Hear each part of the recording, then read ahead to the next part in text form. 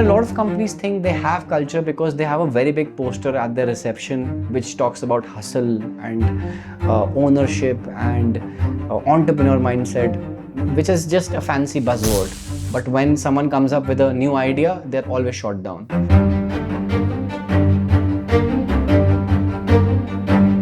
In this video, we help you understand how you can define your office environment, why it matters, a few examples of how big organizations have implemented it and how they leverage it. We practice what we preach, and we give you a detailed case study of how we have done it ourselves at SimplePlan. And at the very end, where I give you a 3-step culture loop that you yourself can use to inculcate in your organization. Most companies don't build culture. They compensate for the lack of it with higher salaries or innovation. But the truth is, most companies can't do that all the time, because someone can always outpay you, and innovation is not a lever that every organization has. So what you're left with is culture. And when I say that, I don't mean it as a buzzword. I mean it as a thing that people can actually feel on a day-to-day basis. Someone joins a company, but they don't stick around because they got a better offer, someone is paying more, or someone is expanding their role, they are getting to innovate more. And if you're running a company, then you probably have seen that happen as well. People only stick around when they feel that their work actually matters, when they feel heard in the organization, and when they feel this is their own company and this is their own culture that they want to build together. And at some point, money will just feel normal. But how you feel on a day-to-day basis, that is something that money can't buy. And that's exactly what culture is. It's what people feel on a random Tuesday. Let's look at a few examples. Let's take Netflix first. The central idea at Netflix is very simple. You're treated like an adult. Netflix has become a culture case study for the entire industry to evaluate because they have clearly documented everything that they value. They give you all the freedom in the world, but what they expect in return is responsibility. They don't track your number of hours, they don't track when you come in, where you work from, and that works because everyone knows the deal, and that's clarity. Versus, let's look at a legacy example of a brand named Disney. Now everything is structured, everyone follows a rule and a pattern. Every member is like a cast member who has been allocated a specific role that they have to execute perfectly, and that works beautifully too. But the difference here is that Netflix was able to do what Disney should have done by themselves. Netflix brought disruption to the market because they promoted such ideas, which is why the entire streaming system exists. Like, sure, there were multiple other factors for it, but Netflix was the first one who mainstreamed licensing of movies and putting it on a web platform. And the industry now follows them. Even Disney has their own platform now, but they were not the innovators of that. Which, again, this is not just on culture, but culture plays a very prominent part in how an organization functions. When you're hiring, your biggest competition are the other workplaces that exist in the market, because good people will evaluate where they want to work, where they see a long-term fit. So clearly they want to choose the best organization to work at, and the organization that treats them the best, and an organization where they feel very good on a day-to-day basis. And it shows up in very minute details on a day-to-day basis. It's the conversations that you have in the middle of a meeting where a new person is trying to voice a thought or an opinion or an idea, and how the ideas are responded to. It's either great, I want to hear more about it, or can you focus on taking notes? How people actually respond to mistakes. Are they scolded after a mistake, or the mistakes become learnings for them to improve upon? So different cultures can inculcate different things. And you don't notice these things when it's written. You notice this in these small interactions that happen on a very regular basis. So writing something down does not matter. What you do on an everyday basis on the minute things is very important, which is exactly why culture is very painful to execute. It looks very straightforward, and people think that they are executing culture by just hanging these posters and having these Friday night beer parties, which is not at all what a culture is. Let's take our 8-year anniversary offsite as the case study. The idea was to step out, reflect, and spend time together. But the thing is, the purpose wasn't to build culture, because you can't do that in 2-3 days. What it actually does is reveal the culture you already have, which is what it exactly did. So let's take a look at our tenets and values through the lens of this offsite. Which brings me to our first tenet. Many teams say that we are a family, but we at Simple Plan, we are not a family. Think of it like a relay team, and teamwork is like a relay race. No one runs the whole distance. Someone starts the race, another one carries the momentum, and someone else then brings it home. And the baton just keeps moving. The most important thing isn't running, it's just keeping the momentum going. It's working together seamlessly, and that moment only exists because there is trust within the team members.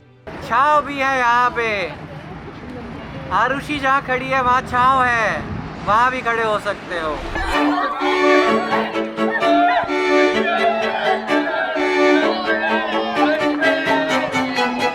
And to deepen that trust, we do some team activities. Some might view it as cringe HR activities, but the activities that we do, they are extremely fun.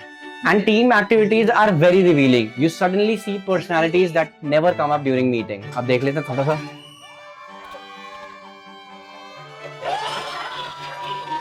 The quiet ones become extremely competitive.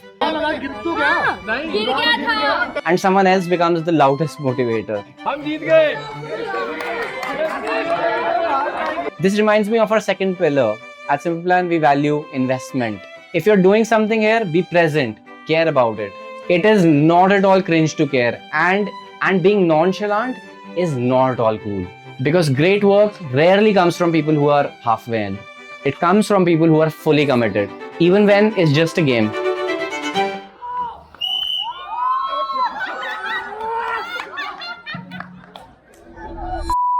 Creative work often feels a bit like this. You're solving problems without a clear map, making decisions without all the answers.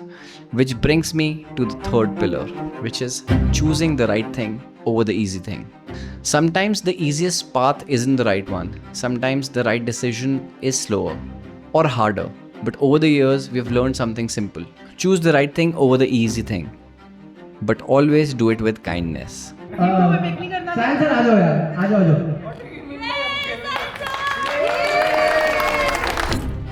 Which brings me to the fourth pillar, which is honesty with kindness. Strong teams don't avoid disagreements. They talk things through. Ideas get challenged. Perspectives get tested. But honesty works best when it travels with kindness. You challenge the idea, not the person.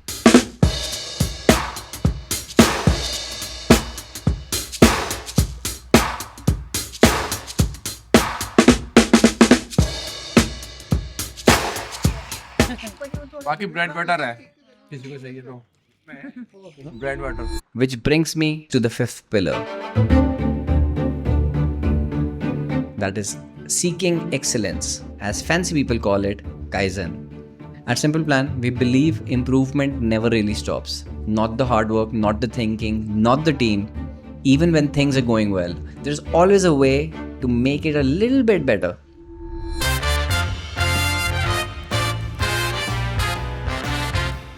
Evenings like this are also a reminder of something else. Freedom with responsibility.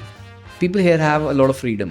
Freedom to think, freedom to experiment, freedom to challenge ideas. But freedom only works when responsibility exists. You own the work, you own the outcome. This award goes to my team player Muskan. Which leads me to the seventh pillar. Ask and ye shall receive. Best ideas rarely come from hierarchy. They come from curiosity. From people asking questions. From someone saying, I think we can make this better. नमस्कार, की हालचाल, केम छो, chemo नाचो. Simple plan की anniversary में आप सबका हार्दिक स्वागत करता हूँ.